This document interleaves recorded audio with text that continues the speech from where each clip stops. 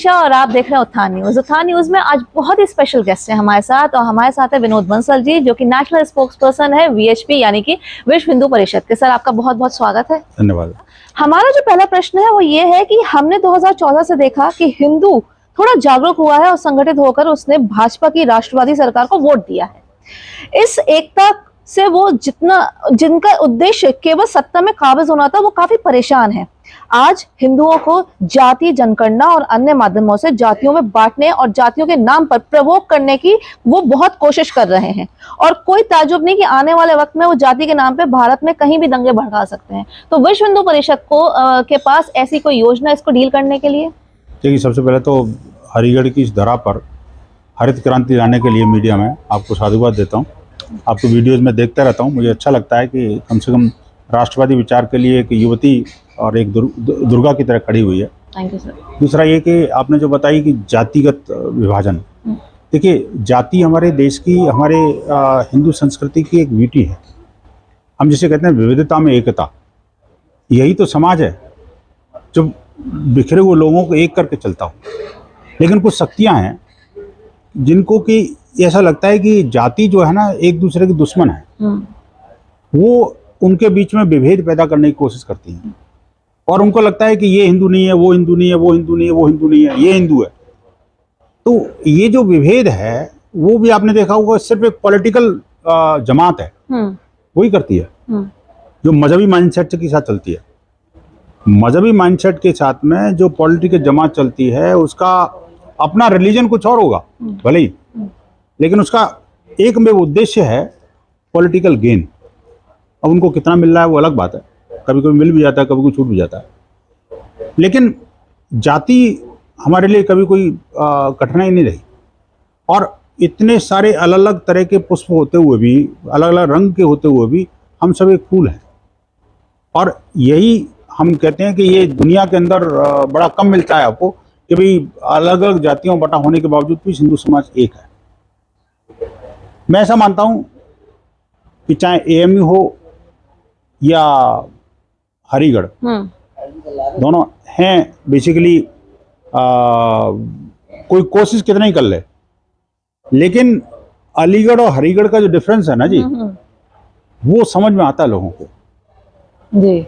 और ये हरिगढ़ की जो अपनी जो ब्यूटी है ना, उसको कुछ छीन नहीं सकता। ऑफिशियली हरिगढ़ कब होगा? जब आपने हरिगढ़ बोल ही दिया है, हरिगढ़ तो कब ऑफिशियली नहीं होगा? मुझे लगता है, देखिए, इस देश में अब एक ऐसी सरकारें हैं जो कि बिना कहे बिना मांगे बहुत कुछ दे देती हैं। जी जी। समाज ने कल्पना की थी कि भाई इस उत्तर प्रदेश के अंदर राम जी का जन्म हुआ था, तो राम मंदिर बनना चाहिए था। 500 वर्ष से समाज संघर्ष कर रहा था, और एक स्थिति ऐसी आ गई थी कि संघर्षशील समाज को भी ऐसा लगने लगा था कि पता नहीं क्या होगा, लेकिन दिया ना। राम जी की कृपा है, और अब भगवान कृष्ण की कृपा भी होने वाली है। बिल्कुल, वो भी है। अब आपने कहा राम जी की कृपा हुई तो राम मंदिर बना, कृष्ण जी की कृपा होगी तो कृष्ण भूमि आएगी, और वहां पर हम विश्वनाथ मंदिर जी बात कर ही रहे हैं, वहां पर चल ही रहा है।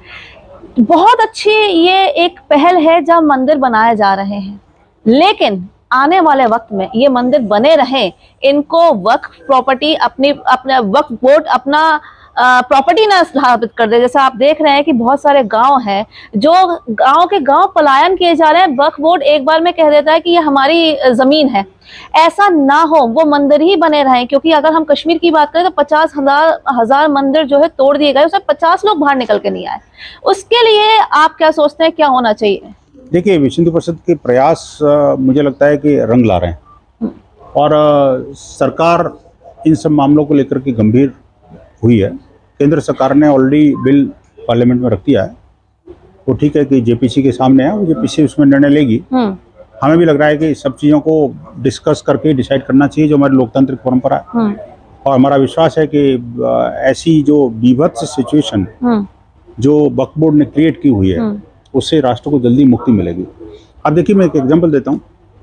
विश्व हिंदू परिषद दिल्ली की प्राइम लैंड की 123 प्रॉपर्टीज के लिए पिछले 40 वर्ष से दिल्ली हाईकोर्ट में लड़ रहा है। दुनिया में कहीं नहीं देखा होगा कि जिसकी प्रॉपर्टी नहीं है वो किसी दूसरे की प्रॉपर्टी की मुक्ति के लिए लड़ाई लड़ रहा। हाँ, एग्जैक्टली। राम मंदिर के लिए तो हमने 35 साल की लड़ाई के अंदर ही वो इतना बड़ा डिसीजन राम जी की कृपा से मिल गया हमें, और इसके लिए हम 40 साल से लड़ रहे हैं। इंद्रप्रस्थ विश्व हिंदू परिषद हाईकोर्ट में लड़ रहा, आप देखिए ना।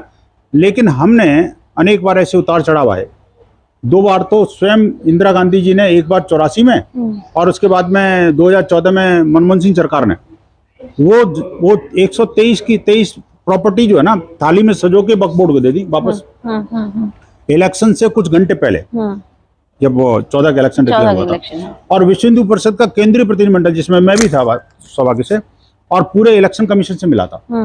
और अब देखिए, भगवान की कृपा होती है, और जो सात्विक काम मन से जो काम करता है उसका फल मिलता है। हम गए, 1 घंटे इलेक्शन कमीशन ने हमारी बात को सुना। हमें लग नहीं रहा था कि ये मामला कोई इतना गंभीरता भी ले लेगा और उसको कोई निर्णय होगा। 3 दिन के बाद में देखा, इलेक्शन कमीशन ने डिक्लेयर कर दिया कि वो जो नोटिफिकेशन था भारत सरकार का, नल एंड वॉइड है। यानी प्रॉपर्टी हमने वापस उन जिहादियों के जबड़े से छीन ली और भारत सरकार को दे दी। तो अब शायद इन सब चीज़ों का कलेक्टिव इम्पैक्ट है कि भारत सरकार अब कानून लाई है, और वो जो कानून के अंदर जो खामियां हैं उसको निरस्त करेगी। बाकी मैं तो ये कहूँगा कि वक्फ बोर्ड जैसी चीज भारत के अंदर से विदा हो जानी चाहिए, होनी ही नहीं चाहिए, होनी नहीं चाहिए। वो पार्लियामेंट्री कमेटी को क्यों देना? देखिए, इस भारत के अंदर 3 चीजें बिल्कुल नहीं होनी चाहिए। एक तो वक्फ बोर्ड नहीं होना चाहिए, माइनॉरिटी कमीशन नहीं होना चाहिए, माइनॉरिटी मिनिस्ट्री नहीं होनी चाहिए। बिल्कुल। तो जब आपने ये बात कही कि यहाँ पर वक्फ बोर्ड जो एक्ट है वो होना ही नहीं चाहिए, और इस वक्त जो है क्योंकि जेपीसी को दे रखा है, तो देखते हैं आगे क्या होता है। नेक्स्ट हमारा कॉन्स्टिट्यूशन की ही बात करते हैं, तो नेक्स्ट आता है आर्टिकल 30। आर्टिकल 30 के तहत जैसे आपको मालूम ही है कि जितने भी माइनॉरिटीज हैं वो अपने इंस्टीट्यूट, एजुकेशनल इंस्टीट्यूट चला सकते हैं। चाहे हम क्रिश्चियंस की बात करें तो कॉन्वेंट चल रहे हैं, अगर हम इस्लाम की बात करें तो मदरसे चल रहे हैं। इसके क्या ये कॉन्स्टिट्यूशनल है क्या या अनकॉन्स्टिट्यूशनल है? क्योंकि हमें हिंदुओं को जो है वो इजाजत नहीं है गुरुकुल चलाने की, लेकिन आर्टिकल 30 के तहत इनको ये चीज दे रखी है, इनको अप्रूव्ड है, तो ये क्या सही है? देखिए, अनकॉन्स्टिट्यूशनल तो मैं नहीं कहूँगा, टेक्निकली अगर कहें तो, क्योंकि कॉन्स्टिट्यूशन का पार्ट है वो, लेकिन दुर्भाग्यपूर्ण है निश्चित रूप से।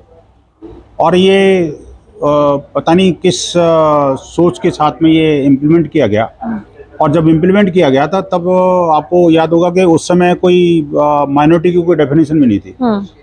मैं तो कहूँगा आज भी माइनॉरिटी की कोई डेफिनेशन संविधान में नहीं है, देश के किसी कानून में माइनॉरिटी को डिफाइन नहीं किया गया। लेकिन फिर भी एक जो second largest community of the country है, सिर्फ उसी को लोग माइनॉरिटी जानते हैं कि मुसलमान माइनॉरिटी। मुसलमान माइनॉरिटी कहाँ है? वो तो डिक्लेयर्ड रूप से 17% है, और अनडिक्लेयर्ड रूप से कई बड़ा फिगर है। उसके बावजूद माइनॉरिटी कहते हैं उसको। तो लेकिन हाँ, ये है कि ये जो संविधान का जो अनुच्छेद 30 है वो देश के साथ धोखा है, ऐसा मैं मानता हूँ। और ये हटना नहीं चाहिए, तो कम से कम इतना जरूर करना चाहिए कि उसके जो प्रावधान हैं शेष समाज के ऊपर भी लागू करना चाहिए। आप देखिए, दुर्भाग्य है कि जो अधिकार संविधान ने माइनॉरिटीज को दिए वो मेरे एससी और एसटी को भी नहीं है भाई। अनुसूचित जाति जनजाति उसके लिए लड़ रही है कि हमारी संस्कृति खा गई है अपने चर्च और जिहादी तत्व। आप देखिए झारखंड के अंदर क्या स्थिति बन रही है, हाई कोर्ट को इंटरवीन करना पड़ रहा है कि धर्मांतरण रोकिए। संसद के अंदर सांसद जाके चिल्ला के बोल रहे हैं कि धर्मांतरण के कारण जो ना राष्ट्रांतरण हो रहा है, बड़े पैमाने पर जो विदेशी घुसपैठी हैं वो हमारी बेटियों के साथ विवाह कर रहे हैं, और वो जो वहाँ की जनजाति संस्कृति उसको लूट रहे हैं। डेमोग्राफी वाली चेंज हो रही है। आप देखिए 75 ऐसे जनप्रतिनिधि हैं जिनके पति जो है सो कॉल्ड ये जिहादी हैं, और 1-2 तो सांसद भी हैं। और क्रिश्चियन मिशनरी तो इतने हैं कि आज भी वो चर्च में जाते हैं, नाम अपना एसटी बताएंगे और सारे उसके बेनिफिट उठाएंगे, और सांसद और विधायक बन जाते हैं। मैं इसके माध्यम से एक और बात कहूँगा, सिर्फ आर्टिकल 30 नहीं, जो राइट 30 में दिए हैं वो SC ST को और शेष समुदाय को भी देने चाहिए। दूसरी बात ये भी है कि जो कन्वर्टेड क्रिश्चियंस हैं, जो एक बार शेड्यूल ट्राइब्स से और मुसलमान बन गए, ईसाई बन गए, तो उनको शेड्यूल ट्राइब के राइट क्यों मिलने चाहिए? सारे उनके अधिकारों को इमीडिएटली खत्म कर देना चाहिए, क्योंकि संस्कृति से पहचाना जाता है संस्कार, और उनको जीवंत रखने के लिए जरूरी है वो रिलीजन। वहाँ पर उन सब चीज़ों को ध्वस्त करके वो तो बन गए कुछ और, तो फिर ST कैसे रहे और SC कैसे रहे? मुझे लगता है ये धोखा है। संविधान निर्माताओं ने जो सोचा था, उनके सपनों के ऊपर एक कुठाराघात है, उस पर विराम लगना चाहिए। आपने बीच में लव जिहाद की बात की, ऐसे तो बहुत सवाल बनते चले जाएंगे, लेकिन एक लव जिहाद की जो बात करी, अगर हम देखें क्रिश्चियंस को तो उनके लिए संडे कंपलसरी होता है बाइबल के लिए। अगर हम देखें इस्लाम में तो वहाँ पर कोई ना कोई किसी भी स्कूल में पढ़ रही हो बच्चा या बच्ची, पर उनके लिए घर में आके मौलवी को कुरान पढ़ाना ज़रूरी होता है। लेकिन हिंदू समाज में ऐसा नहीं होता, और जिस वजह से लड़कियां जो है लव जिहाद की शिकार होती हैं। तो क्या होना चाहिए जिससे लव जिहाद रुक सके? देखिए, विश्व हिंदू परिषद ने कुटुंब प्रबोधन का एक बीड़ा उठाया। अभी पिछली हमारी जो बैठक थी जोधपुर में, और जोधपुर से पहले हमारी रायपुर में जो केंद्रीय प्रबंधन समिति की बैठक हुई थी, उसमें हमने एक संदेश दिया था कि भाई टूटती परिवार व्यवस्था और बिगड़ते संस्कार ये देश के लिए और धर्म के लिए बड़ी गंभीर चुनौती बन रहा है। विदेशों से जो प्रतिनिधि आए थे, उन्होंने भी इस बात पर चिंता व्यक्त की थी कि हमारे पास संस्कारवान समाज का निर्माण करने के लिए पुरोहित नहीं है, और जो संस्कार दे सकें, संस्कार सिखा सकें, लोगों को लोकाचार बता सकें, और जो पूजा पद्धति का जो ज्ञान वो करा सकें। हमने तय किया कि अब हम देशव्यापी जो पुरोहित और संस्कारवान लोगों के प्रशिक्षण की व्यवस्था करेंगे।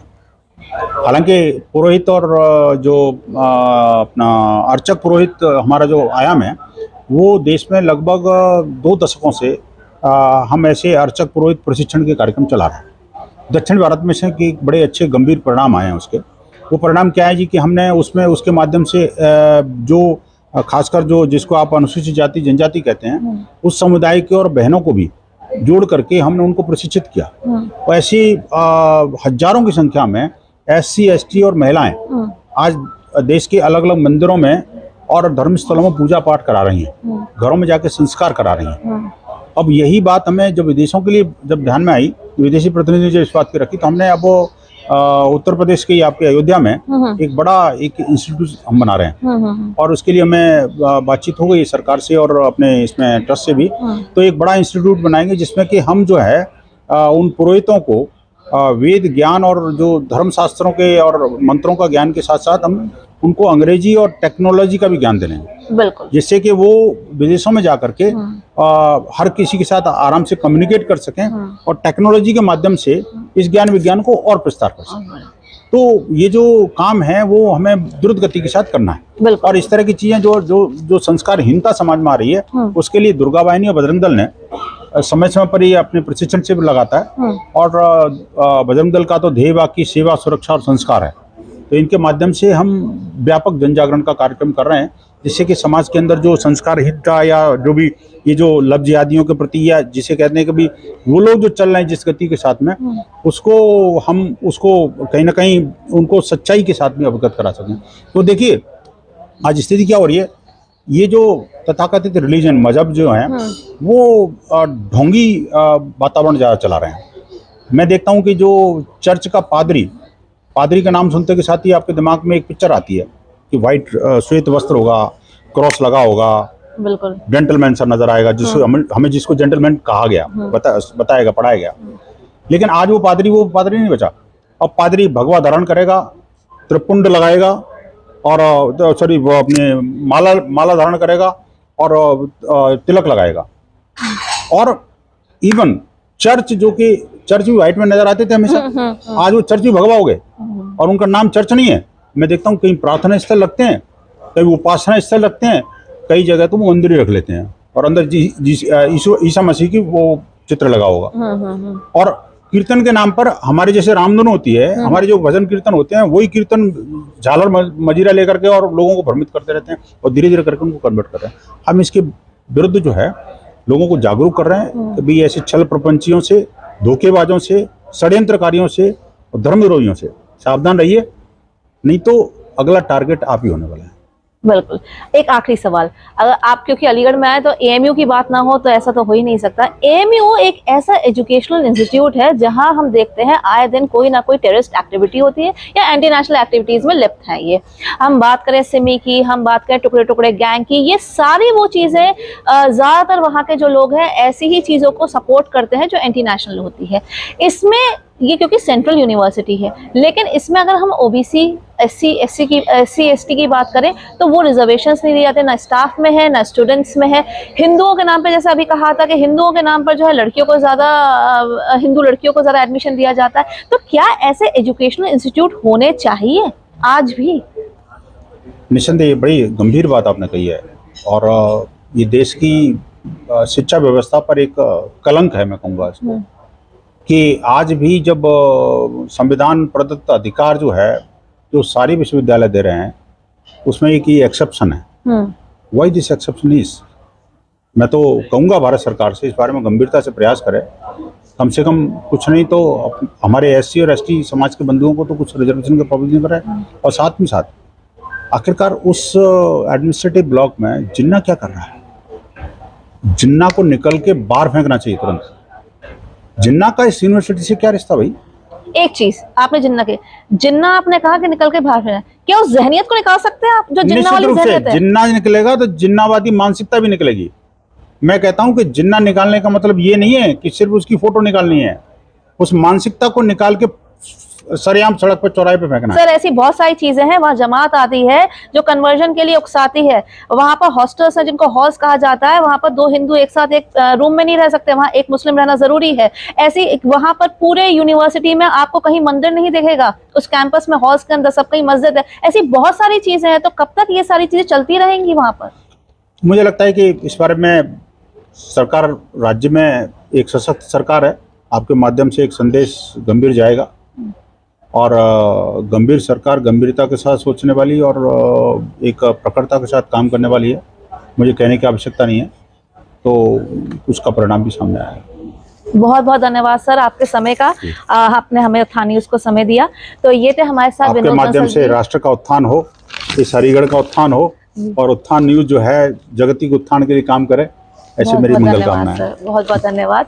तो ये थे हमारे साथ विनोद बंसल जी, जो कि नेशनल स्पोक्स पर्सन है वीएचपी, विश्व हिंदू परिषद के। आप उत्थान न्यूज़ देखते रहिए। धन्यवाद, नमस्ते।